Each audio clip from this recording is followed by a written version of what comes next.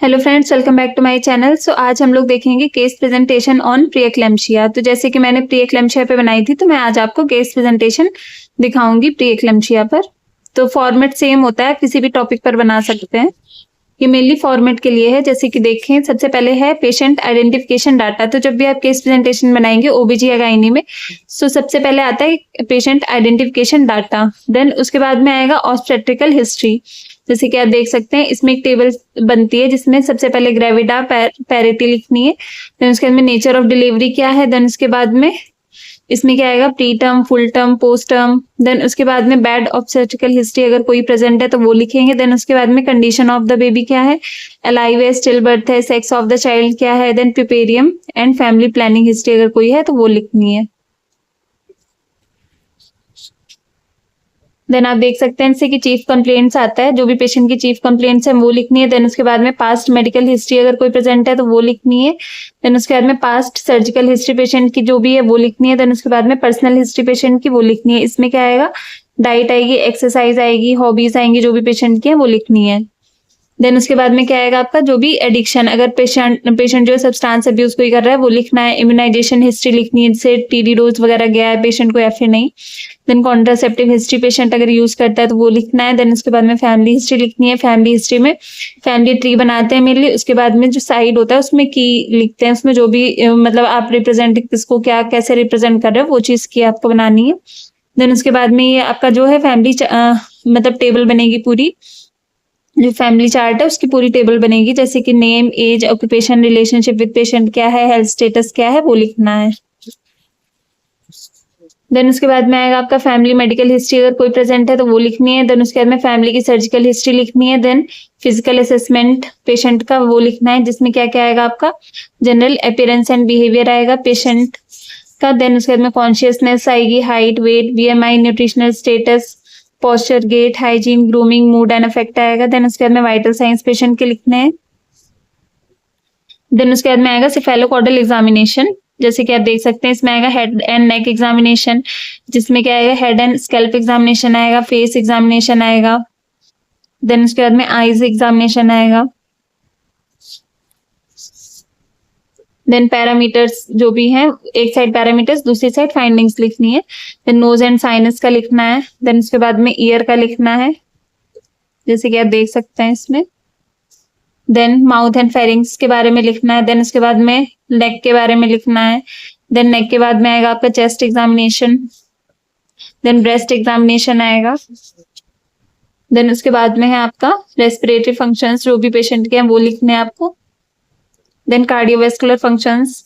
Then abdominal examination, जिसमें skin का colour वगैरह, इंस्पेक्शन, पैल्पेशन, ऑस्कल्टेशन, परकशन, ये सारी चीजें आएंगी।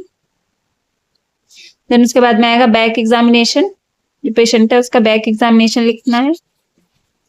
देन उसके बाद में आएगा एक्सट्रीमिटीज एग्जामिनेशन। सो एक्सट्रीमिटीज में अपर एक्सट्रीमिटीज आएगी, लोअर एक्सट्रीमिटीज आएगी। देन उसके बाद में जेनाइटल एंड रेक्टम एग्जामिनेशन आएगा, जिसमें क्या आएगी, स्किन एनाटॉमी, कॉन्स्टिपेशन, ये सारी चीजें, वल्वल एडिमा वगैरह तो नहीं, ये सारी चीजें लिखनी है।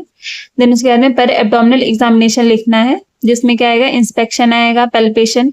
पैल्पेशन में ग्रिप्स मेनली है, ग्रिप्स मेन होता है ओबीजी एंड गायनी में, जैसे कि यहाँ 4 ग्रिप्स होती हैं, वो चारों ग्रिप्स जो है वो आपको लिखनी है। देन उसके बाद में आएगा आपका ये height of uterus in centimetre, ये सारी चीजें लिखनी है। देन उसके बाद में पेल्विक एग्जामिनेशन, पेल्विक एग्जामिनेशन करना है। उसके बाद में समरी ऑफ असेसमेंट, जो भी आपने असेसमेंट किया है उसकी समरी लिखनी है पूरी। जो भी फाइंडिंग्स आई हैं, जैसे एबनॉर्मल फाइंडिंग्स कोई भी आई है तो वो उसमें आपको जो है समरी में लिखनी है। देन उसके बाद में इन्वेस्टिगेशंस लिखनी है, पेशेंट की जो भी इन्वेस्टिगेशंस हैं वो आपको लिखनी है। देन उसके बाद में मेडिकेशंस, जो भी पेशेंट की मेडिकेशंस जा रही हैं वो आपको लिखनी है। देन जैसे कि मेरा टॉपिक था तो प्री-एक्लेम्पशिया पे मेरा टॉपिक था, तो इसमें इसके बाद में क्या हम लोग जो है प्री-एक्लेम्पशिया के बारे में लिखेंगे, जैसे डेफिनेशन हो गई। देन प्रेगनेंसी इंड्यूस्ड हाइपरटेंशन क्या होता है, इन क्लिनिकल टाइप्स क्या होते हैं प्री-एक्लेम्पशिया के, जैसे माइल्ड होता है, सीवियर होता है। देन उसके बाद में पैथोलॉजी क्या है प्री-एक्लेम्पशिया की, एनाटॉमी एंड फिजियोलॉजी ऑफ प्री-एक्लेम्पशिया, ये सारी चीजें लिखनी है। जैसे कि क्या क्या चेंजेस होते हैं इसमें, सारी जैसे प्रोटीनूरिया हो गया, सिस्टेमिक इन्वॉल्वमेंट हो गया, इम्यूनोलॉजिकल फैक्टर्स, ये सारी चीजें लिखनी है। देन उसके बाद मैनेजमेंट क्या होता है प्री-एक्लेम्पशिया का। देन स्ट्रक्चर ऑफ प्लेसेंटा कैसा होता है प्री-एक्लेम्पशिया में, तो ये सारी चीजें जो है वो मैंने लिखी थी। ये आप अपनी जो भी आप केस चूज करते हो उसके अकॉर्डिंग यहाँ पर आपका आएगा। जैसे कि ये देख सकते हैं प्लेसेंटा के बारे में। देन कॉजेस क्या होते हैं प्रीएक्लेम्शिया के, वो लिखने हैं। देन इसके बाद में पैथोफिजियोलॉजी, जो भी पैथोफिजियोलॉजी थी वो लिखी है मैंने। देन है क्लिनिकल मैनिफेस्टेशंस क्या होती हैं प्रीएक्लेम्शिया की। देन उसके बाद में डायग्नोसिस कैसे लिखते हैं, इसमें एक साइड बुक पिक्चर लिखते हैं, एक साइड पेशेंट पिक्चर लिखते हैं कि बुक पिक्चर में क्या है और पेशेंट पिक्चर जो आपके पेशेंट में क्या क्या चीजें हैं वो प्रेजेंट है वो लिखते हैं आप। देन उसके बाद में मैनेजमेंट क्या होगा प्रीएक्लेम्शिया का, मेडिकल मैनेजमेंट से क्या देख सकते हैं। देन उसके बाद में नर्सिंग मैनेजमेंट के बारे में लिखना है, जैसे कि नर्सिंग मैनेजमेंट में क्या आएंगे, नर्सिंग डायग्नोसिस आएंगे, से क्या देख सकते हैं।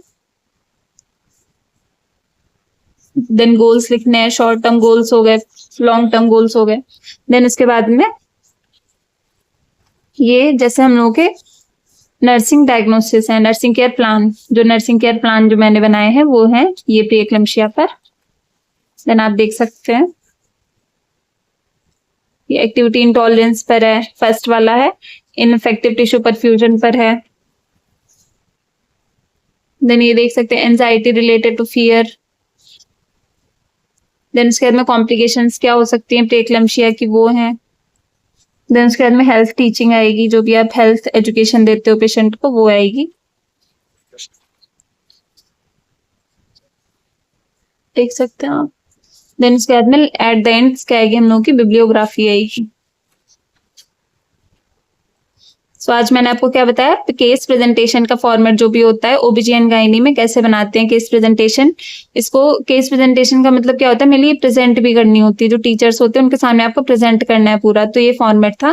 फ्रंट पेज कैसे बनता है, जैसे सबसे पहले आप अपना कॉलेज जो भी है वो लिखेंगे, सब्जेक्ट का नाम लिखेंगे जो भी है, देन केस प्रेजेंटेशन ऑन जो भी आपका टॉपिक है, then submitted to, then submitted by जो भी है उसका नाम लिखेंगे, देन एट द एंड क्या लिखेंगे आप सबमिटेड ऑन डेट डालेंगे इस पे। सो थैंक यू गाइज, अगर आपको मेरा वीडियो पसंद आया तो प्लीज लाइक शेयर सब्सक्राइब जरूर कर दीजिएगा।